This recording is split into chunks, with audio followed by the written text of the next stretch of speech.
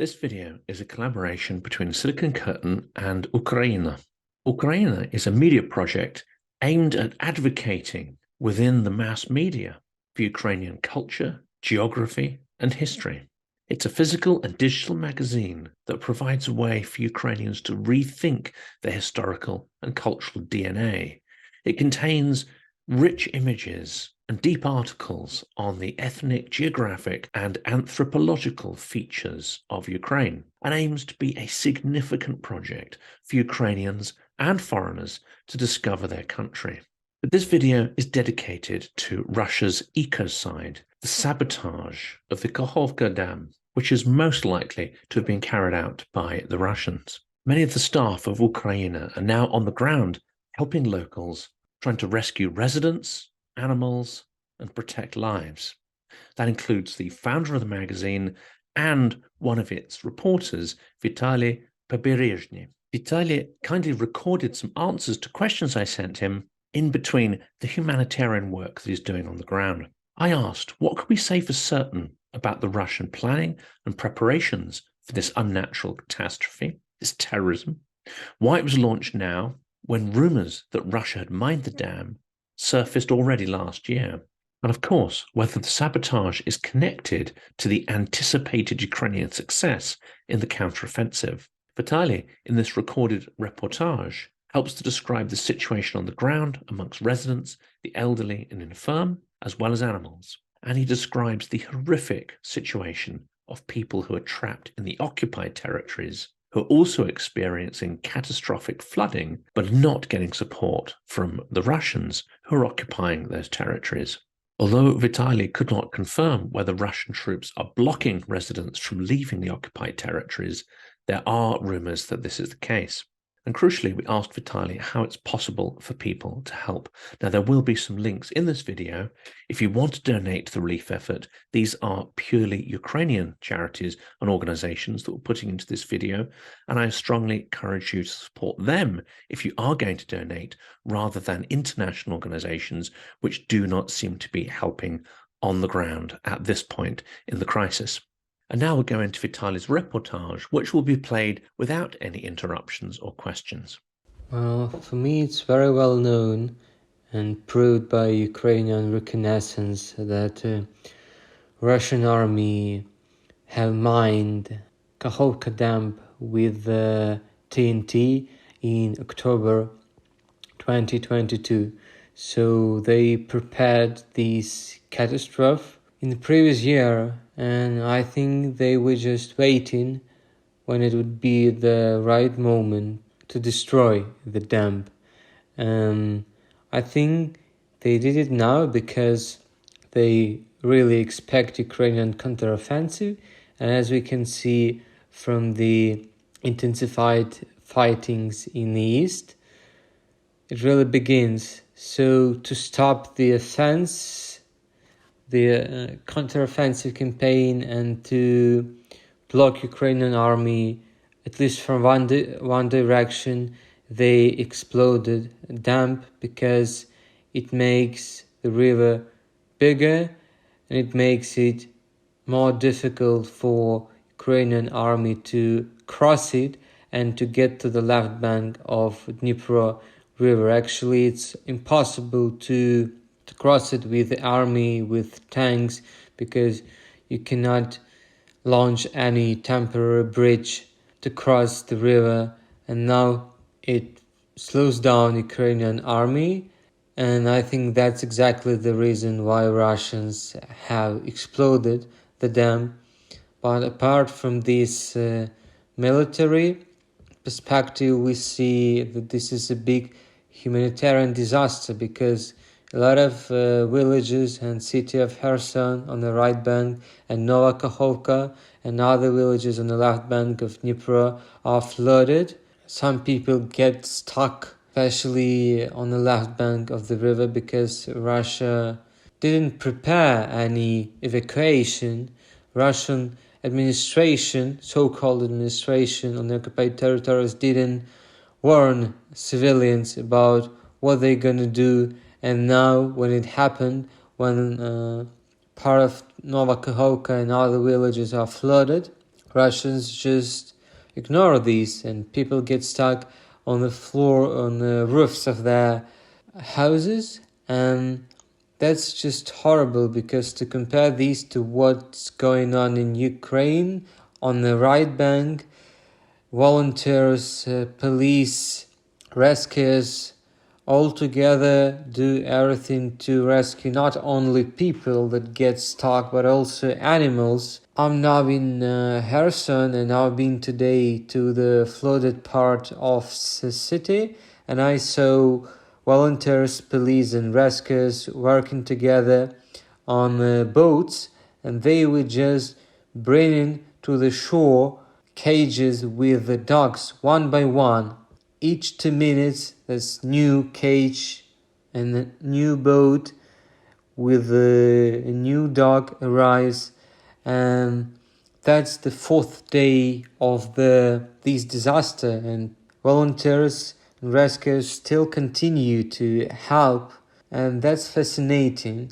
And people on the left bank of Dnipro, they got so disappointed and so badly treated by Russians that we have cases of Ukrainian volunteers.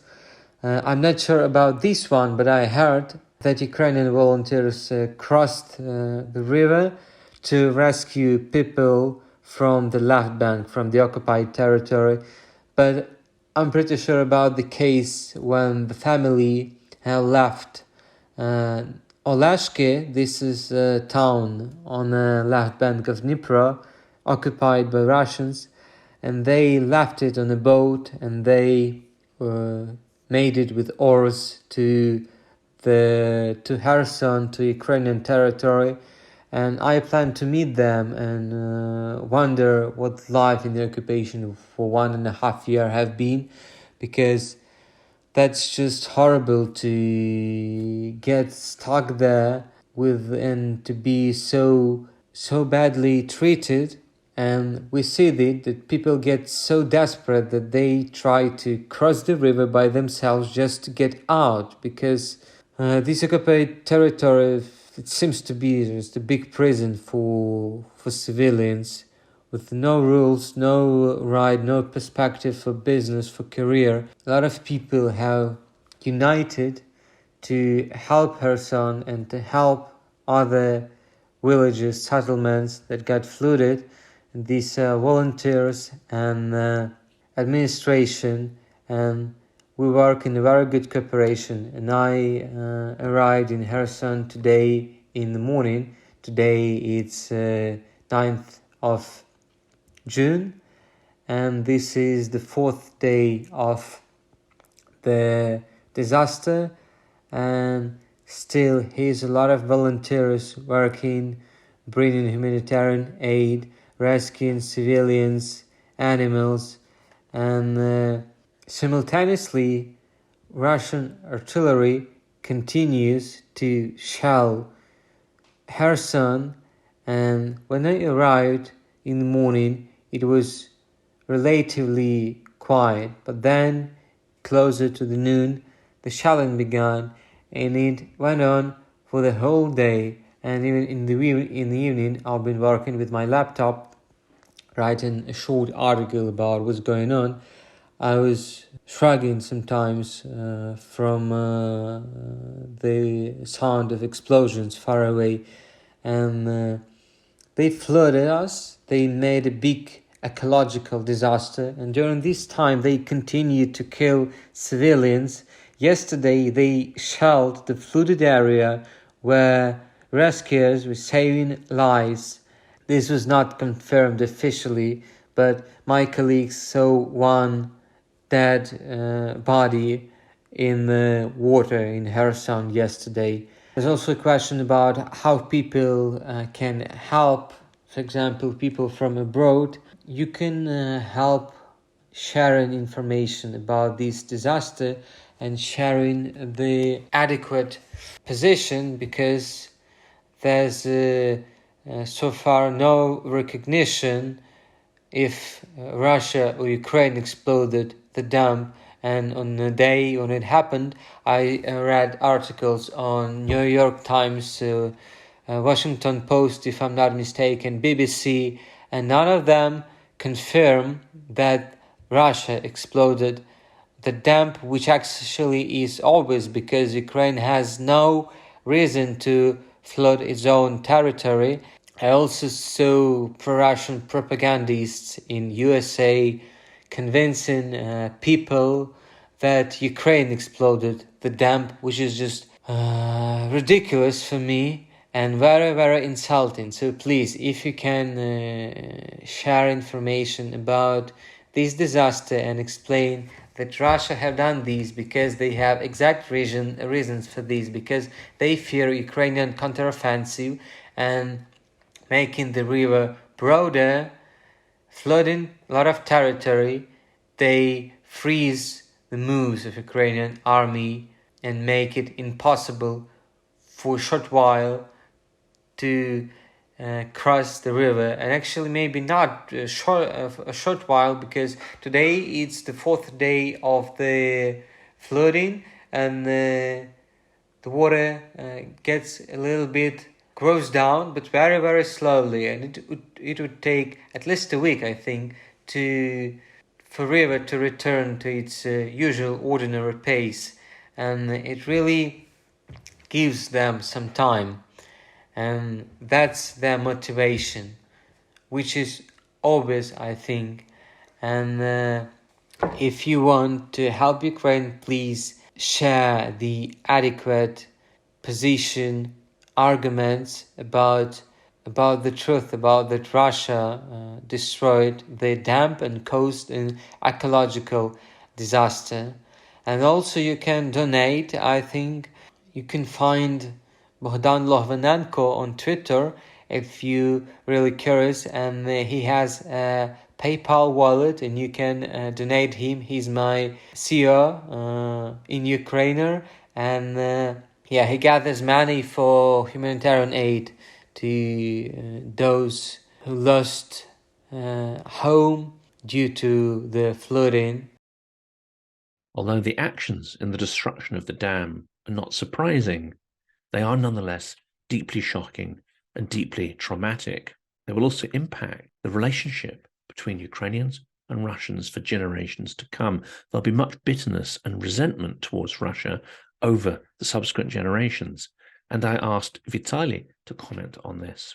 I also put the question to him whether there is evidence of international organizations on the ground assisting in the relief work. But based on his first-hand account, he's only seen local Ukrainian organizations actually helping people on the ground in the areas where he has been operating.